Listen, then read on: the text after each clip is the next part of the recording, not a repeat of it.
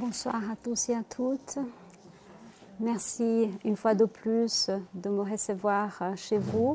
On n'est pas bien loin, on est à Genève, mais c'est toujours avec un très grand plaisir que nous vous rencontrons ici. Je n'ai aucune prétention de vous faire une conférence. C'est quelques informations que j'ai prises par-ci par-là et que j'aimerais partager avec vous. Je demande déjà de l'indulgence de la part des francophones, étant donné que le français n'est pas ma langue maternelle. Je l'ai prise déjà assez âgée, donc ça se peut que des fois ça se dérape un petit peu. Donc voilà, je vous demande de l'indulgence. Et merci surtout de me recevoir, de me faire confiance. Merci à chaque membre de cette maison, la direction de la maison.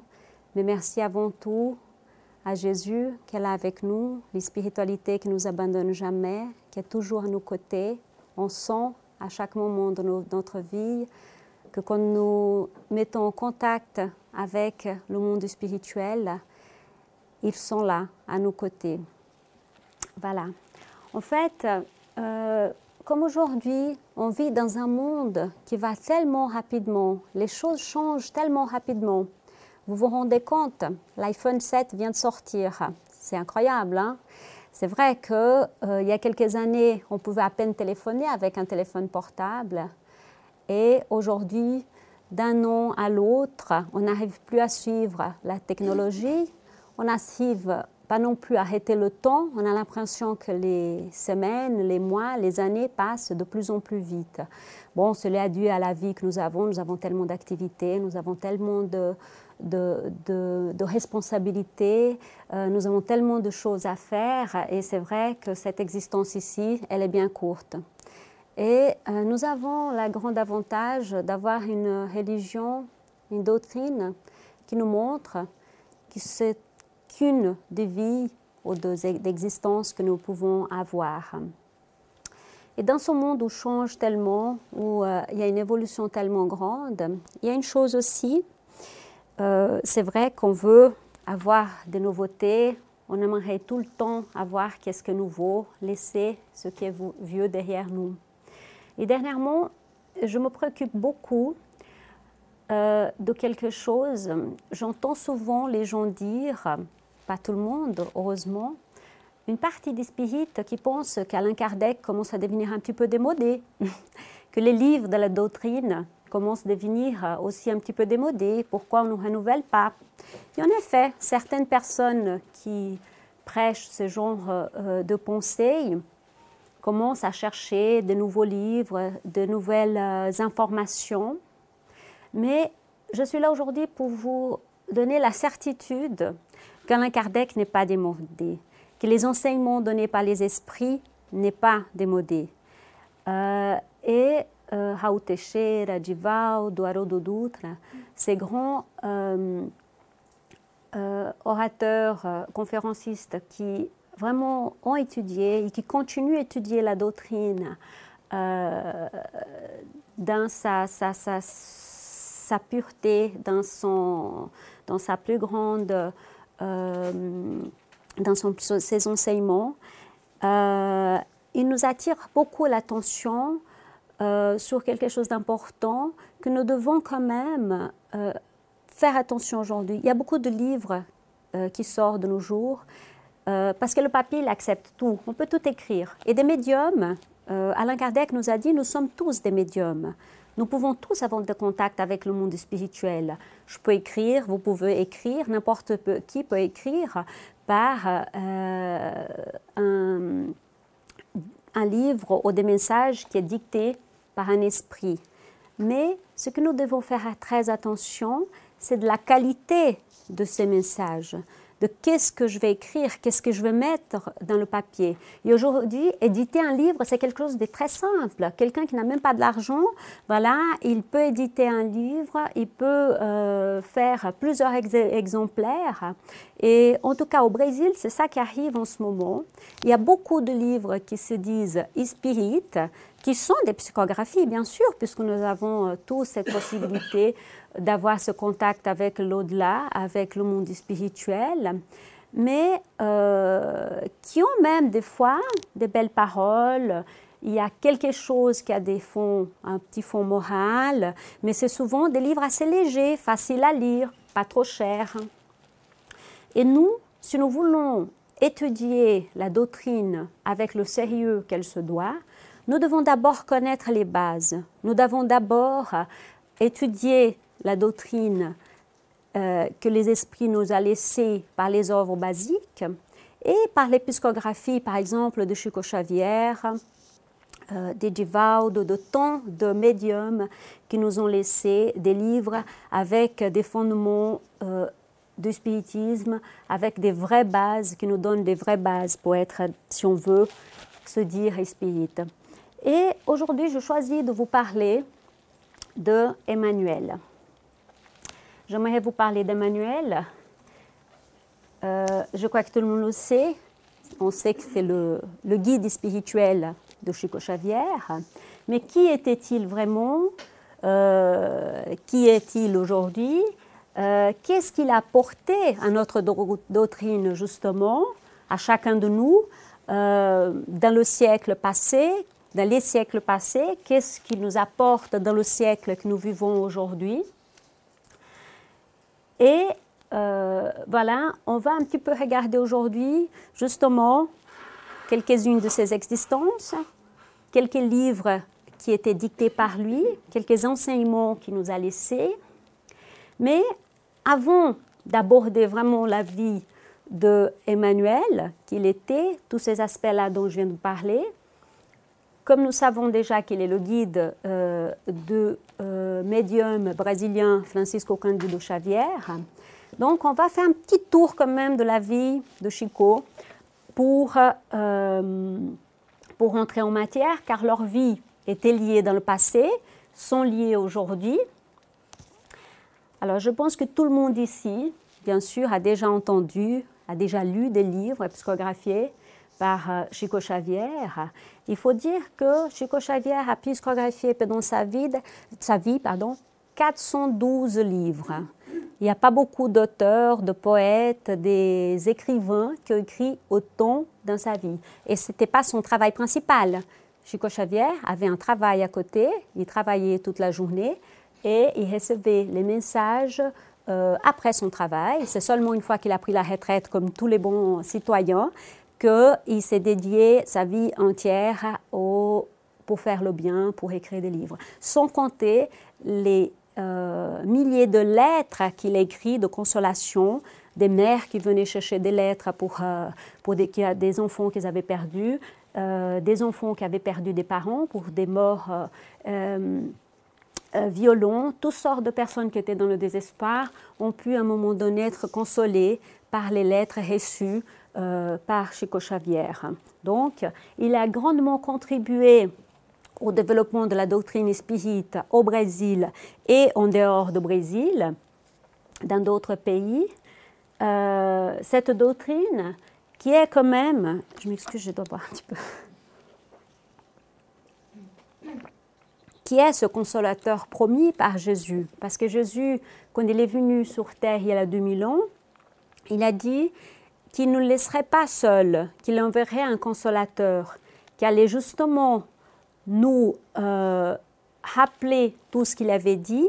Il allait encore nous dire davantage, parce qu'il y a 2000 ans, Jésus n'a pas pu tout dire. Et pourquoi il n'a pas pu dire?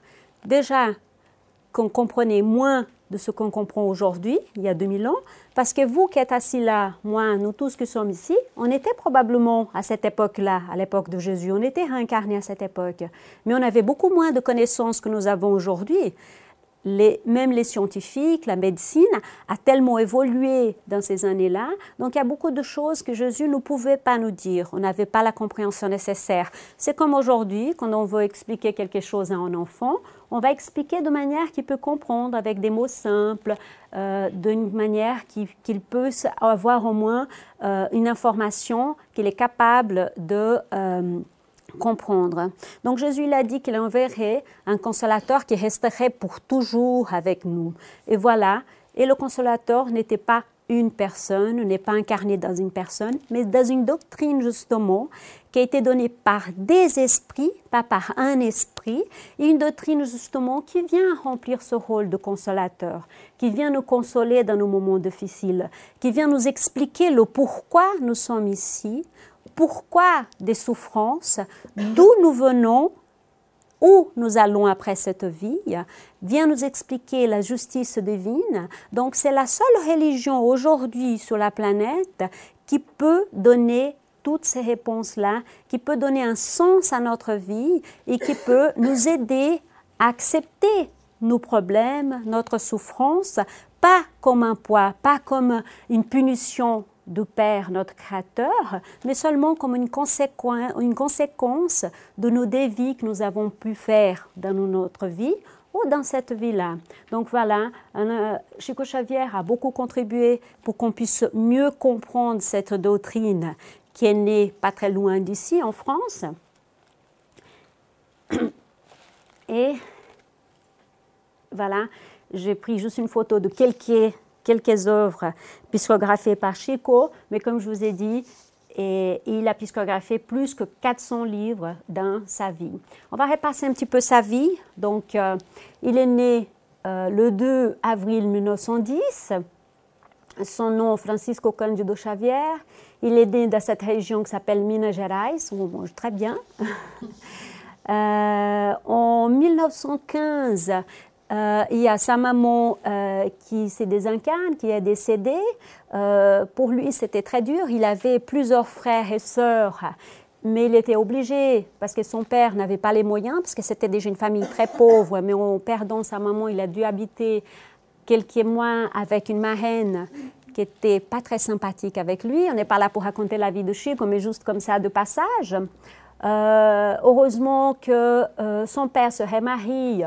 Et là, elle demande qu'elle était d'accord de marier avec son papa, seulement s'il réunissait tous les frères et sœurs sous le même toit.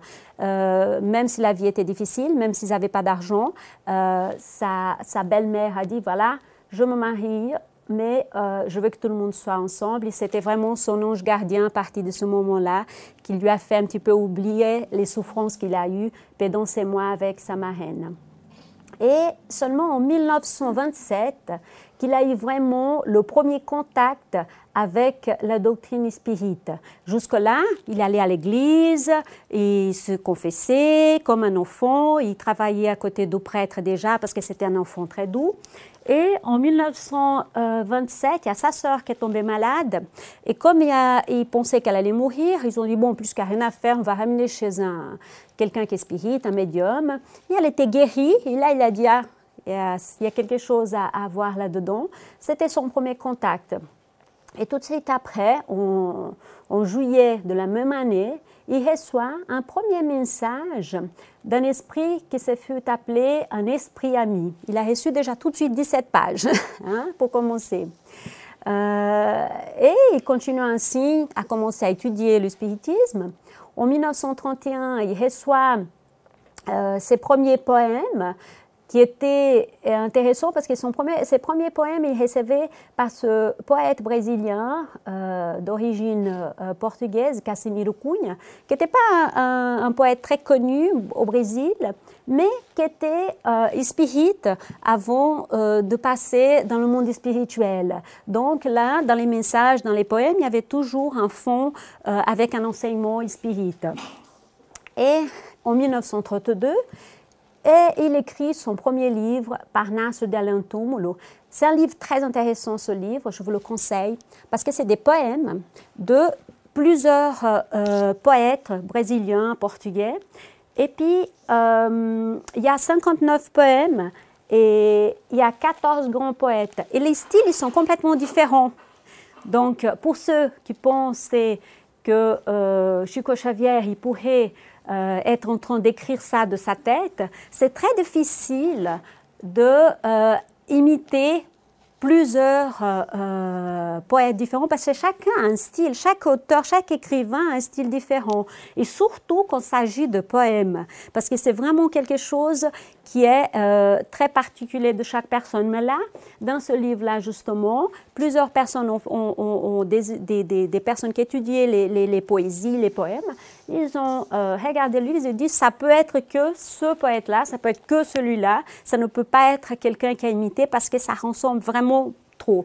Et il faut dire aussi que nous savons que le médium, quand les esprits nous transmettent quelque chose, que ce soit par inspiration, par la psychographie, par la psychophonie, tout ça, il y a une partie de médium quand même, il y a quelque chose de nous qui vient dans ces messages aussi. Mais Chico Xavier est un médium tellement bien élevé, tellement bien éduqué, qu'il y a très peu de lui-même qui passait dans ces messages-là, même s'il y a toujours quelque chose. Et en 1944, ce livre, Notre demeure, Nos solar, qui est quand même le premier livre de André Luiz, qui est venu nous raconter les détails de la vie de l'au-delà. Parce que dans les livres de Allan Kardec et dans la codification, c'était très bien, voilà, on nous racontait des choses, mais très scientifiques, comme un professeur fait avec ses enfants. Et Allan Kardec, André Luiz est venu, tel le journaliste de l'au-delà, pour nous dire ici, on tape à la porte, ici, les gens ils ont de la douleur, ici, pour aller à l'hôpital, il faut travailler pour avoir une maison. Donc, on nous racontait exactement comment ça se passait et on nous montrait vraiment que la Terre est vraiment une photocopie mal faite du monde spirituel. Les mêmes choses que nous passons ici, de l'autre côté, ça arrive aussi de manière un peu différente, puisque nous n'avons plus notre corps physique, nous avons notre corps spirituel qui est notre périsprit. Pour aller un petit peu plus loin, toujours avec Chico Xavier, en 1944, il est même traîné en justice par la famille d'Humberto de Campos, parce que Humberto de Campos, c'était un écrivain, et puis il commençait à avoir tellement de succès avec ses livres que la famille a dit, mais nous, on veut aussi recevoir un petit peu les droits d'auteur, on veut une partie de droits d'auteur, et en sachant que voilà, on gagne de l'argent avec ça, même si Chico Xavier n'a jamais gardé l'argent de la vente de livres pour lui, mais la famille a voulu, et puis Humberto de Campos a changé, il a mis un pseudonyme. À partir de ce moment-là, la justice n'a pas donné cause à la famille, c'est Chico Xavier qui est sorti gagnant de cette histoire. Mais Humberto de Campos n'écrivait plus à partir de ce moment-là comme Humberto de Campos. Il a adopté le pseudonyme de Frère X, Irmão X. En 1980, le Brésil il propose officiellement qu'il soit le candidat au prix Nobel de la paix, pour voir l'importance que Chico Xavier avait et qu'il y a toujours au Brésil. Et en 1999, il écrit son dernier livre, Escada de Luz, c'est Échelle de lumière. Et en 2000, il était élu le Mineiro du XXe siècle. Tout le Brésil a voté pour que ce soit la personne la plus importante du pays à ce moment-là. Donc voilà, avec 412 livres écrits, avec plus de 10 000 lettres. Au 30 juin 2002, il désincarne à Uberaba, Minas Gerais, où il vivait, à 92 ans, avec une œuvre énorme, avec des aides assistentielles. Il restait jusqu'à 4-5 heures du matin pour apporter de l'aide aux personnes qui venaient. C'est avec un mot, avec un petit peu d'argent. Il avait toujours un petit peu d'argent dans sa poche, même si c'est tout petit peu pour donner aux personnes qui venaient le voir. Il ne refusait jamais une visite. Il ne refusait jamais de voir quelqu'un. Il allait jusqu'au bout d'épuisement, malgré sa maladie, malgré ses faiblesses.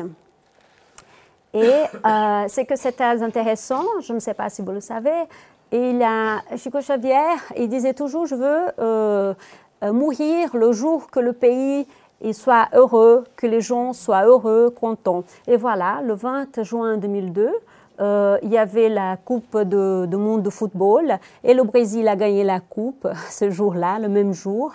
Il est décédé quelques heures après. Et les gens étaient moins tristes parce qu'il y avait quelque chose pour les occuper un petit peu. Mais c'est vrai qu'on n'est pas là pour parler de la vie de Chico, on pourrait passer des heures, des jours, il y a tellement d'histoires à raconter à propos de sa vie. C'était un petit peu pour rentrer en matière, pour parler de son guide spirituel. En fait, le 10 juillet 1927, dans une ferme d'une amie à lui, c'est Madame Carmen Peracio, elle a entendu une voix d'un esprit. Ils étaient en prière, c'était un médium, et puis elle a entendu un esprit dire « Je m'appelle Emmanuel et je suis l'ami spirituel de Chico Xavier ». En fait, c'est elle qui a donné ce message à Chico. Je suis d'accord, ok, bien, c'est très bien. Et c'est seulement en 1931 que Chico, à un moment donné, il était à l'ombre d'un arbre au bord d'une rivière, d'un barrage. D'ailleurs, ça, c'est la photo qu'on trouve sur Internet de cet endroit-là. Elle est un petit peu ancienne comme ça, mais c'est le seul que j'ai pu trouver. Et il était en prière dans cet endroit, dans la nature. Et il a vu, une croix lumineuse. Et de cette croix, il a perçu la figure d'un homme qui était vêtu d'une espèce d'habit, de robe sacerdotale. Et il était étonné déjà de la beauté de cet esprit, de la lumière que dégageait de cet esprit-là. Et là, tout de suite, Emmanuel, il le pose une question. Peut-être que parmi vous, vous connaissez déjà ce dialogue qui est devenu très connu. Il dit à Chico, « Êtes-vous vraiment disposé à travailler dans la médiumnité ?» Puis Chico qui était là, il y avait déjà quelques années qu'il a psychographié, il commençait déjà à écrire avec ses poètes, avec des esprits, avec certaines lettres. Et puis Chico Xavier, avec tellement humble, il dit, bah oui, si les bons esprits ne m'abandonnent pas, pourvu que les bons esprits ne m'abandonnent pas, je suis d'accord de travailler avec la médiumnité. Et puis, Emmanuel, il continue, il dit, voilà, il le rassure, vous ne serez pas abandonnés, mais vous devez travailler, étudier et vous efforcer dans le bien. Donc, il y a quand même un prix à payer. Ce n'est pas seulement « je veux le faire », il faut travailler, il faut étudier, il faut efforcer dans le bien. Et puis, Chico Xavier, il dit « oulala, il faut travailler, il faut faire tout ça, même je suis prêt, mais est-ce que vous pensez que je suis en mesure d'accepter cette mission? Est-ce que ce n'est pas quelque chose qui va au-delà de ce que je peux faire ?» Dans cette conversation, il dit « parfaitement ». Pour autant que vous respectiez les 3 points de base pour ce service. Donc voilà, il faut étudier, il faut travailler, mais il y a aussi quelque chose, il y a des points qu'il faut respecter. Et Chico Xavier, il dit, mais ok, alors, quel est le premier point? Tout de suite. Et Emmanuel le répond, première chose, la discipline. Il dit, bon, la discipline, ça va aller. Chico Xavier, donc le deuxième point, le second point, qu'est-ce que c'est? La discipline. Bon, le troisième, également la discipline. Donc voilà, Emmanuel, il rentre en matière comme ça.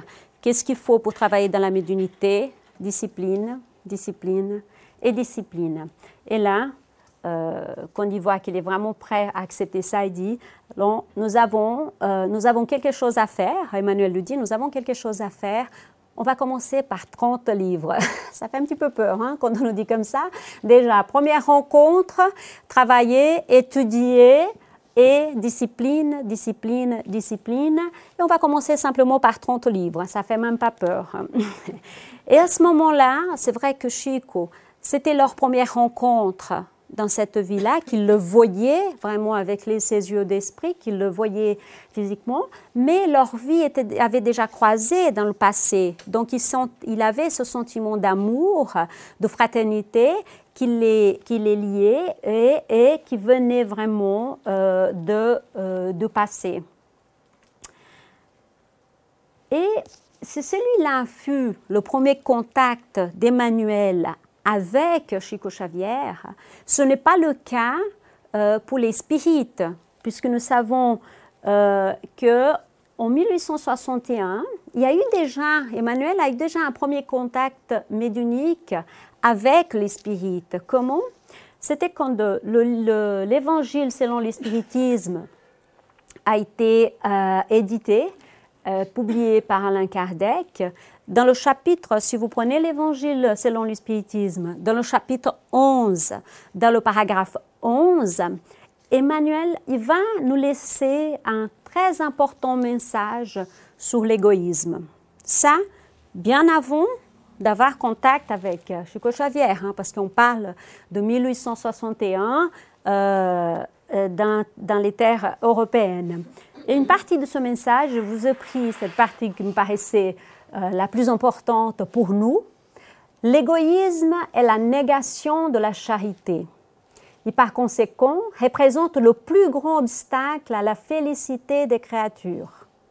Pour cela, il doit être lancé au dehors du monde, afin de donner au christianisme toute sa force et éliminer de son chemin les obstacles qui empêchent sa marche.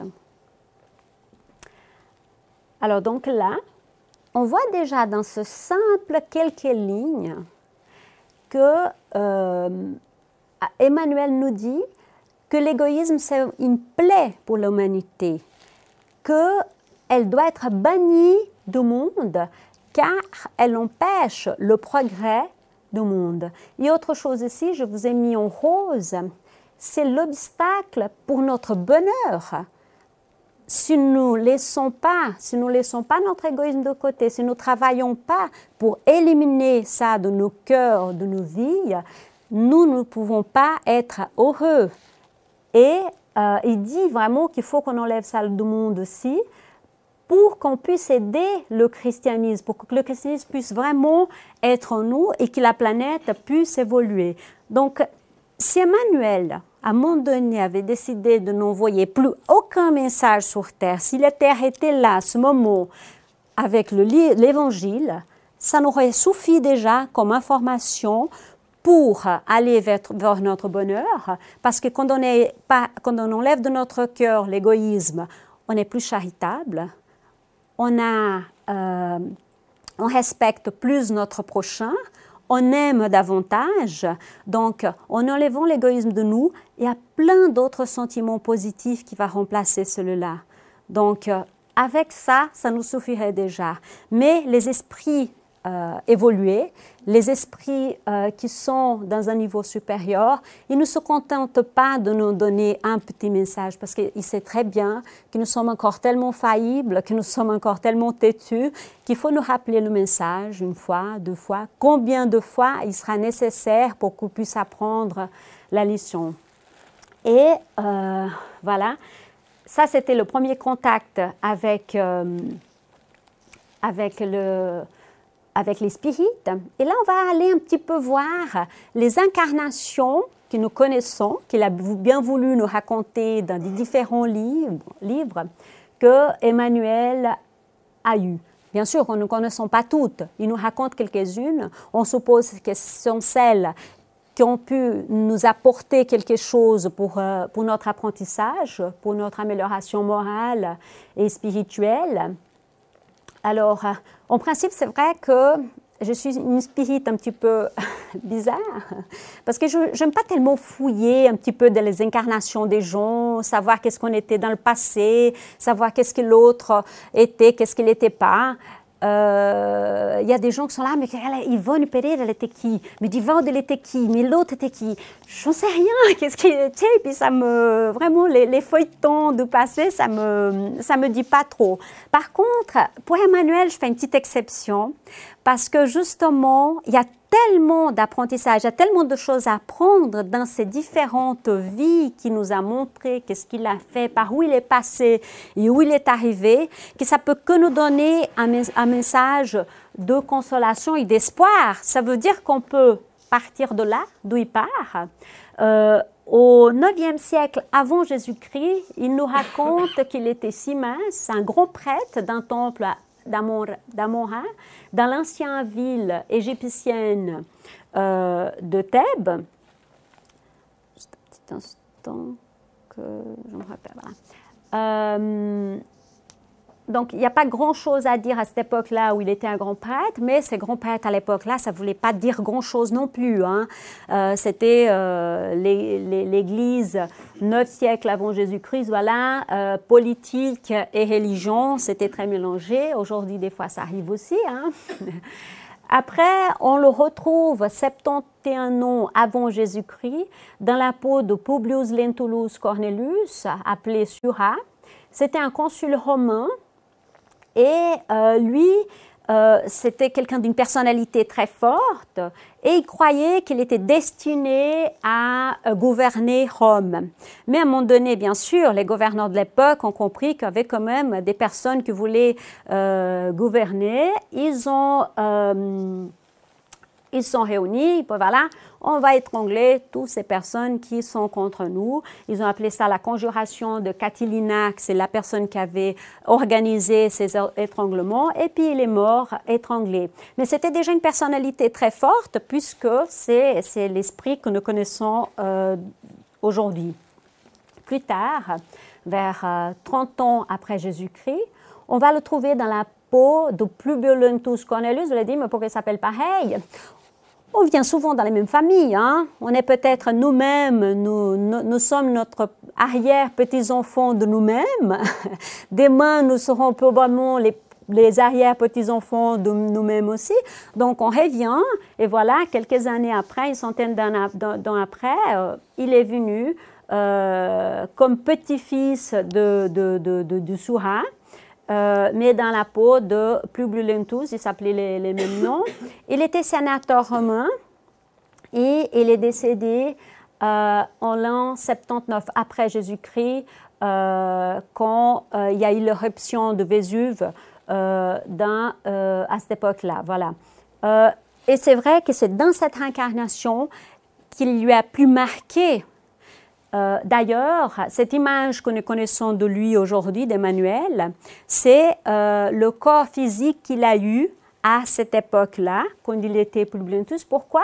Parce que c'est quand il a rencontré Jésus. À un moment donné, voilà, on lui a demandé d'aller faire semblant qu'il était un homme normal et d'aller fouiller un petit peu dans cette vie de ce Jésus qui faisait de guérison, qui faisait parler de lui. Il était le voir, il était très impressionné. Malgré son poste de sénateur, malgré le fait d'être un homme très riche à cette époque-là, très cultivé, quand il avait Jésus, il a écrit une lettre en disant, voilà, c'est quelqu'un qui, quand on le regarde profondément dans les yeux, ou bien on a envie de pleurer, d'émotion, de joie, ou bien qu'on a peur de lui. Pourquoi on aurait peur de Jésus? Parce qu'on a quelque chose à se cacher. Hein? Par contre, les personnes qui tombaient sur les fluides, qui étaient touchés par l'amour de Jésus, ils pourraient que tomber en larmes avec l'émotion d'être en présence d'un esprit aussi élevé que Jésus. Lui, il n'était pas touché par ça, mais il était impressionné par la force et par la beauté. Il parle de la beauté de Jésus, qui était un homme très beau. Il dit comme il était coiffé à l'époque des Nazaréens. Il parle de ses profondeurs, de son regard. Il dit même dans sa lettre qu'il était aussi beau que sa mère. Mais il dit, voilà, je suis à votre disposition. Si vous voulez... il a dit à l'impérateur de Rome à l'époque, si vous voulez, je vous le ramène, je fais mon service, mais sinon, je n'ai pas l'impression que c'est quelqu'un qui va faire de mal à tout le monde. Il paraît qu'il a fait des miracles. Et c'est dans le livre « Il y a 2000 ans » qui nous raconte cette histoire. Publius Lentulus était marié avec Livia, et il y avait une petite fille qui, à l'époque, était lépreuse. Elle était guérie par Jésus. Lui, il n'a pas voulu croire, mais sa femme, elle a cru, elle est devenue chrétienne. Mais malheureusement, il avait déjà coupé, pour ceux qui ont lu le livre, il avait coupé les ponts avec sa femme parce qu'il croyait qu'il y avait une trahison. Donc, je vous conseille de lire le livre, c'est un très joli roman. Quand on commence à le lire, on n'a plus envie de sortir de là-dedans, on a envie d'arriver à la fin de l'histoire. Et le roman finit à peu près quand il regrette, à la fin de sa vie, quand il devient déjà aveugle et qu'il y a cette éruption et il est décédé comme ça. Il regrette parce qu'il a eu l'opportunité de suivre Jésus. Il a l'opportunité d'être avec lui. Il a pu l'opportunité de faire quelque chose avec lui, mais lors de cette rencontre, il a quand même choisi sa vie de sénateur. Il a choisi suivre et être serviteur du monde et de Rome à cette époque-là. C'était son grand regret. Voilà, je vous ai trouvé juste une photo de Pompée avec son volcan. Alors après, dans le livre 50 ans après, Emmanuel nous raconte encore quand il a vécu sous le nom de Nestorio. Il était un esclave juste à l'époque de Rome antique, donc vraiment quelques années, il s'est réincarné rapidement, mais plus du tout dans la peau d'un sénateur, de quelqu'un. Il y avait 2 incarnations où il était vraiment très bien placé, et d'un coup, il vient comme un esclave. Je ne vous raconterai pas l'histoire parce qu'il faut lire le livre, ça vaut la peine. Après, 203 ans après, plus tard, après Jésus-Christ, il vient à nouveau comme un fils d'un esclave, mais cette fois-ci en Grèce. Encore un petit peu plus tard, pas très loin d'ici, à Lyon, il devient déjà comme bispe parce qu'avec ses incarnations, déjà à la fin de sa vie comme Publius Lentulus, il regrette d'avoir suivi plutôt Rome, la grande Rome de l'époque, que Jésus. Donc il vient comme esclave. Mais même comme esclave, il gardait encore ce côté de la puissance qu'il a vu avant. Les gens voyaient en lui encore quelqu'un qui démontrait une certaine arrogance. Malgré quelqu'un de fermeté, il gardait en lui une certaine arrogance. Mais plus tard, il décide vraiment de venir pour aider l'Église, pour aider à commencer cette fois-ci vraiment travailler à côté de Christ pour les enseignements de Christ. Et en 1949, Chico Xavier apprend aussi qu'il s'était incarné au XVIe siècle comme Manuel de Nóbrega. En fait, c'est un prêtre qui est né au Portugal le 18 octobre 1517, donc à l'époque de la colonisation du Brésil. Et ce prêtre, il va au Brésil avec José Anchieta et ils vont justement pour amener le christianisme pour les Indiens. Ils n'avaient pas de religion, les Indiens, en tout cas, c'est ce qu'on croyait. Ils avaient quand même des croyances, mais il fallait implanter à tous les prix le christianisme. Donc, ils sont venus et malgré le fait qu'ils voulaient, tout le monde voulait imposer le christianisme à ces Indiens-là, lui, c'était un qui a lutté pour, quand même, pour la liberté des Indiens. Il ne voulait pas qu'on les mette comme esclaves. Donc, il essaye vraiment d'implanter la sémence de christianisme, mais avec une certaine douceur, déjà avec un respect des personnes qui étaient sur place. Et il lutte pendant toute sa vie pour justement pouvoir implanter, mais sans agresser les personnes qui étaient sur place. Donc, il n'a jamais abandonné sa mission. Et il a fondé aussi la ville de São Paulo avec le père José d'Anchieta. Après, il est mort au Brésil, à Rio de Janeiro, le 18 octobre 1570. Donc, une fois qu'il est parti du Portugal avec le Brésil, il n'est plus jamais revenu. Ensuite, en 1920, on le voit à nouveau dans la peau d'un prêtre. C'était le vicaire de l'église de Saint-Vincent, à nouveau pas très loin, en Europe, en Espagne. Il aidait dans l'éducation des personnes nobles de l'époque. Dans cette époque-là, c'est vrai que très souvent, les enfants étaient envoyés pour... l'éducation était faite par les prêtres. Donc lui, il travaillait avec la noblesse, puis il essayait justement, avec l'éducation, de donner aussi la morale à ses enfants, de donner des enseignements de base chrétienne à cette époque-là. Et...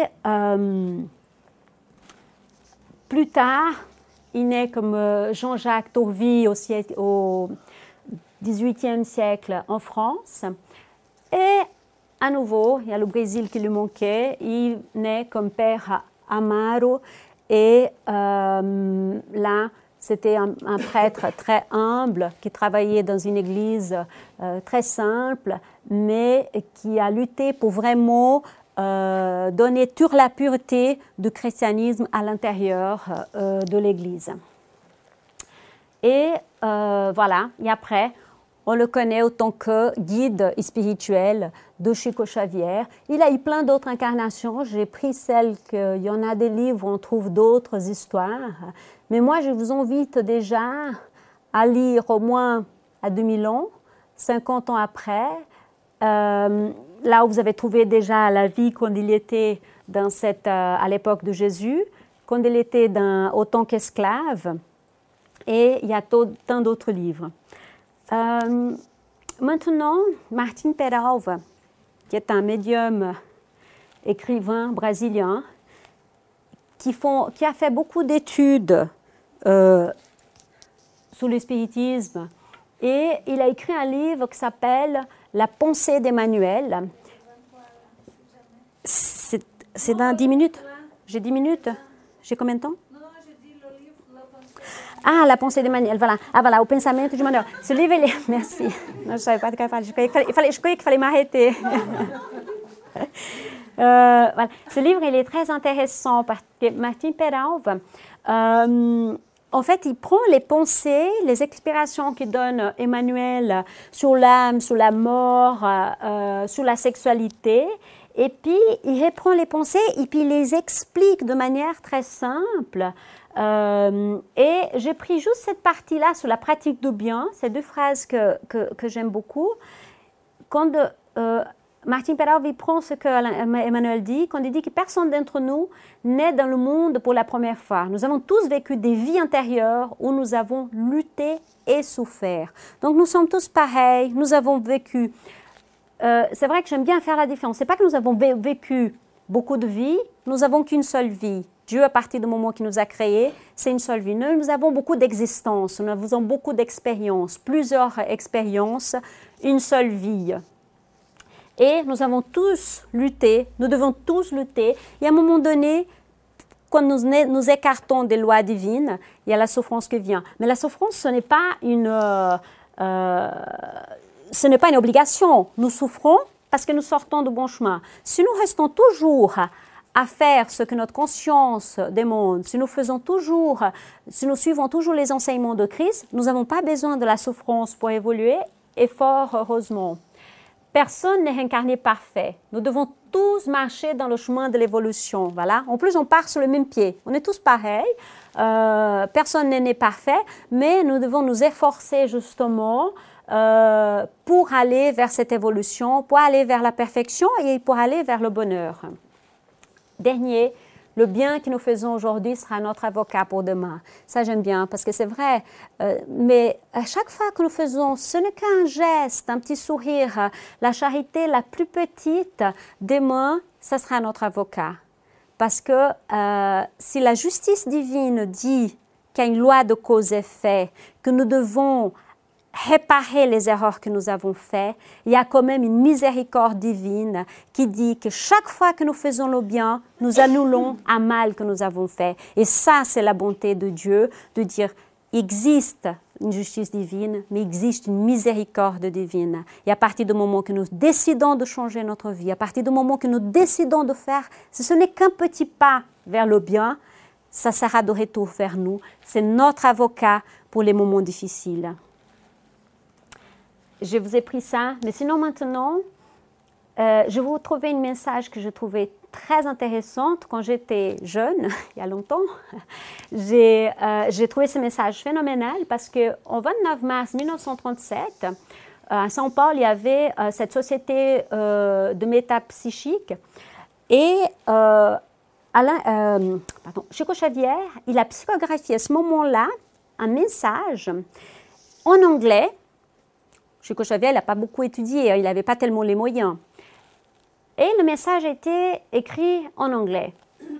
Jusque-là, ça va, il ne parlait pas anglais, mais ce n'est pas grave, c'est l'esprit qui parlait anglais. Mais en plus, elle était écrite de droite à gauche. D'habitude, on écrit de gauche à droite, mais là, elle était écrite à l'envers. Il fallait la mettre devant un miroir pour pouvoir comprendre qu'est-ce que c'était écrit. Voilà, là, c'est vraiment l'original, la copie de l'original de celle-là, où Emmanuel dit « Mes chers frères, dans les temps modernes, il est nécessaire que soient réunis tous les éléments autour de la doctrine de la fraternité qui est la loi d'or de l'univers. » Et il continue. Mes compagnons de São Paulo, aimons-nous les uns les autres. C'est le premier enseignement. Instruisons-nous, c'est le second. Donc voilà, c'est un message qui n'est pas très long, mais dans ces paroles est concrétisée la leçon sublime de l'esprit de vérité. Pour le monde, il ne peut y avoir les plus grands messages. Tout court, en anglais, à l'envers, mais pour nous dire qu'il y a deux enseignements que nous devons retenir toujours. C'est de nous aimer d'abord, mais aussi de nous instruire. Nous sommes comme des oiseaux. Pour voler, il faut les deux ailes.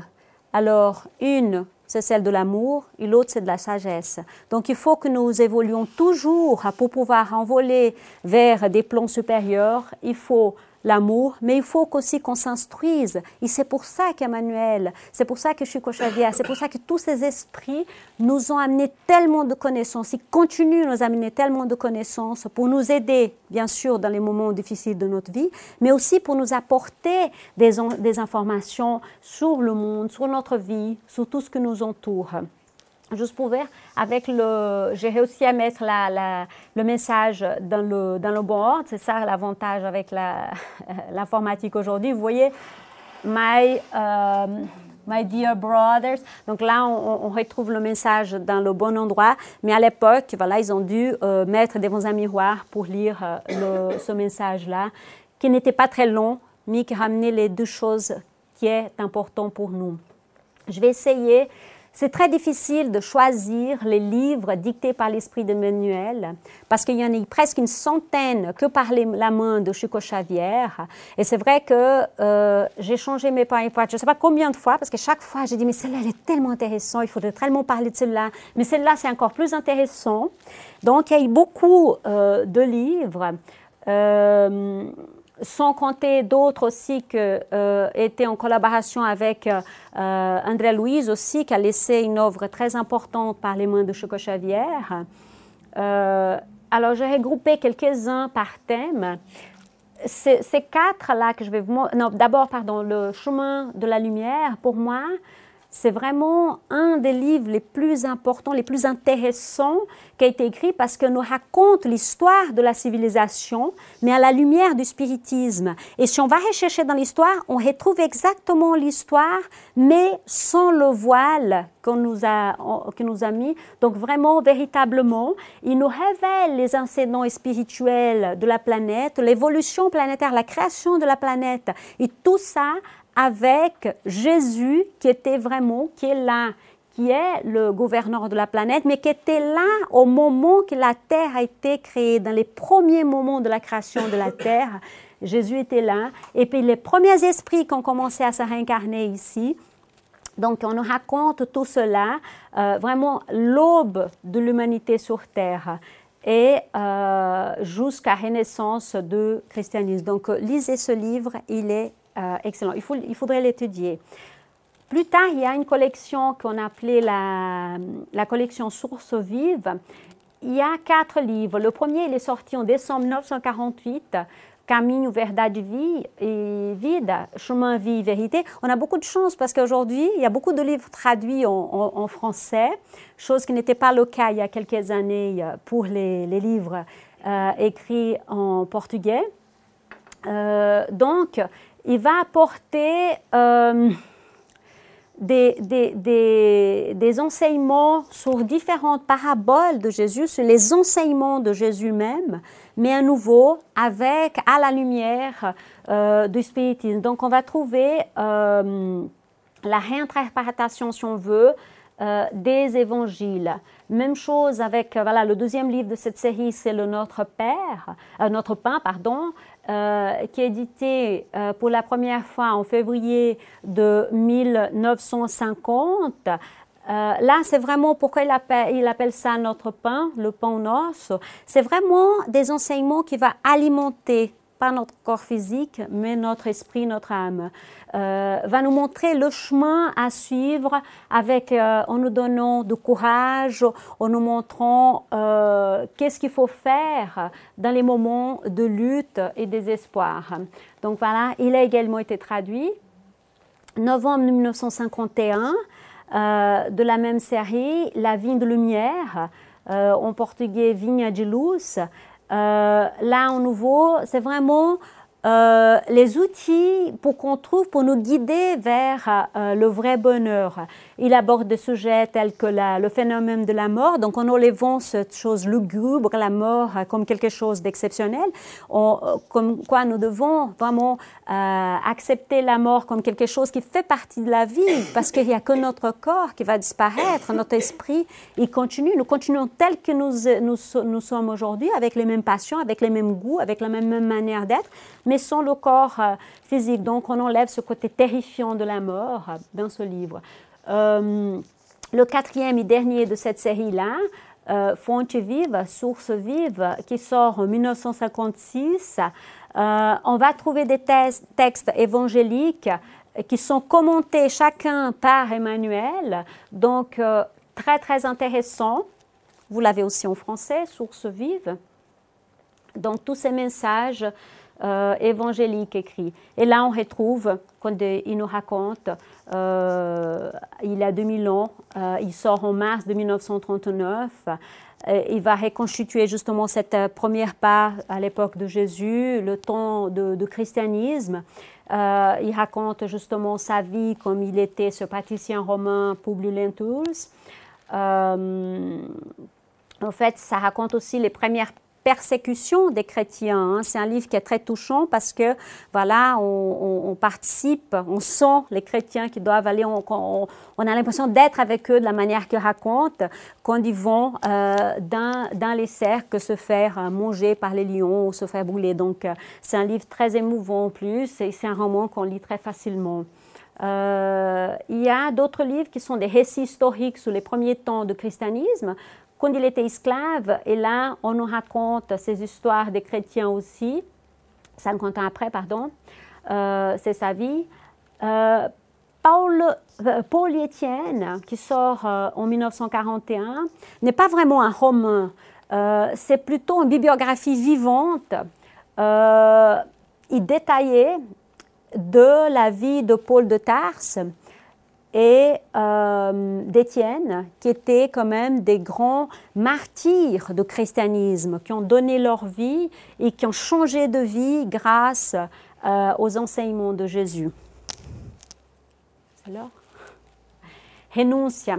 Ce livre, il est magnifique parce que c'est un esprit qui n'avait plus besoin de se réincarner sur Terre. Il pouvait aller dans un monde meilleur que celui qu'à la Terre, mais comme un esprit qui était très cher, était incarné sur Terre et qui avait besoin de son aide, elle a dit « Je viens pour l'aider ». C'est pour ça qu'il s'appelle Renuncia, renoncement. Elle renonce à aller dans un monde meilleur pour se réincarner sur Terre. Donc, c'est un très beau roman aussi.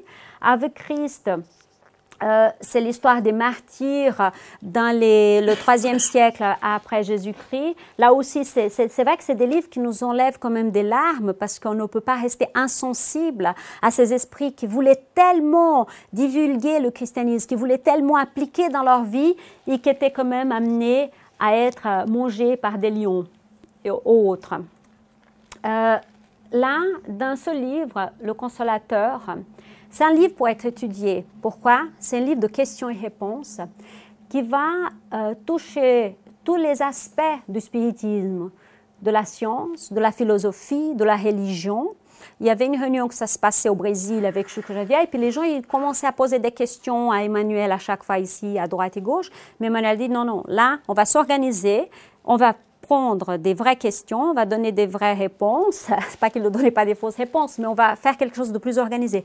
Donc, dans ce livre, il y a 411 questions et réponses qui va toucher tous ces aspects de la doctrine spirite.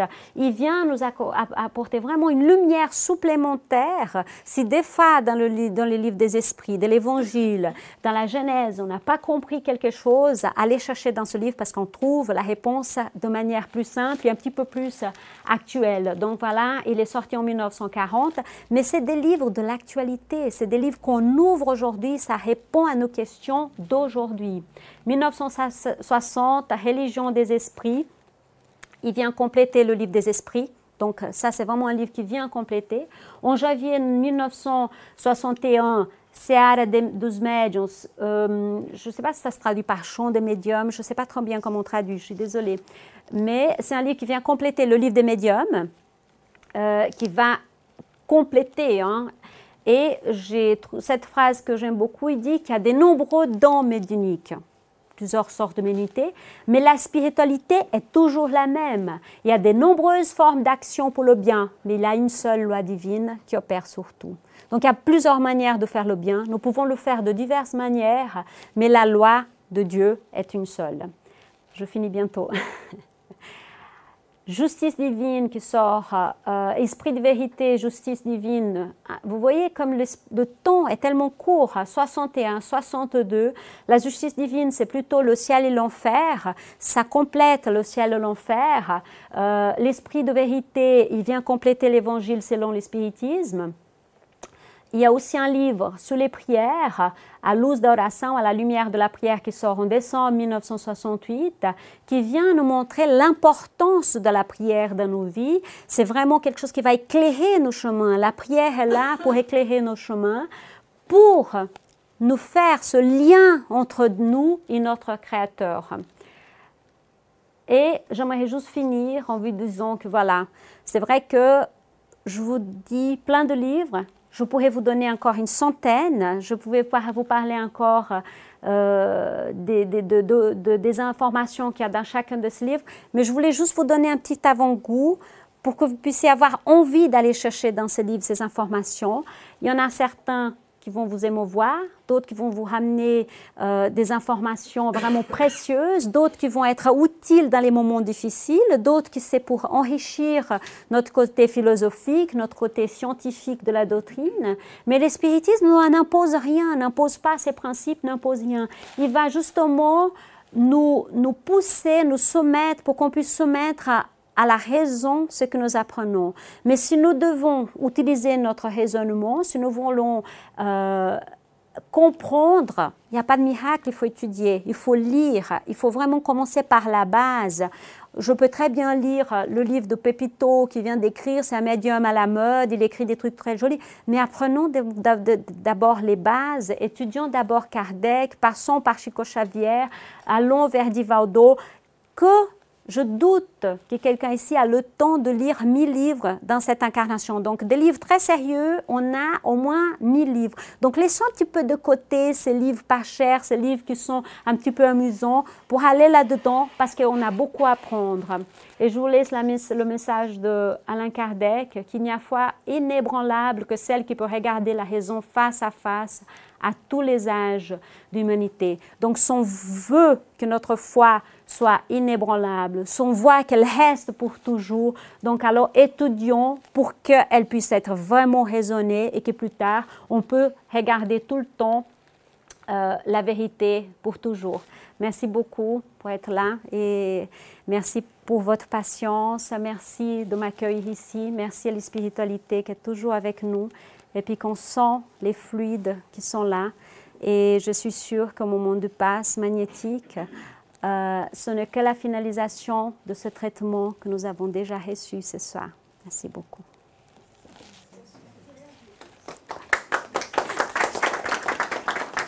Pardon? Oui, si tu veux.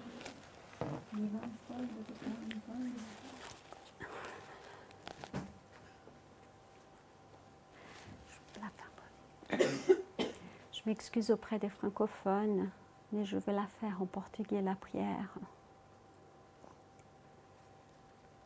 Jesus, nosso amado Mestre,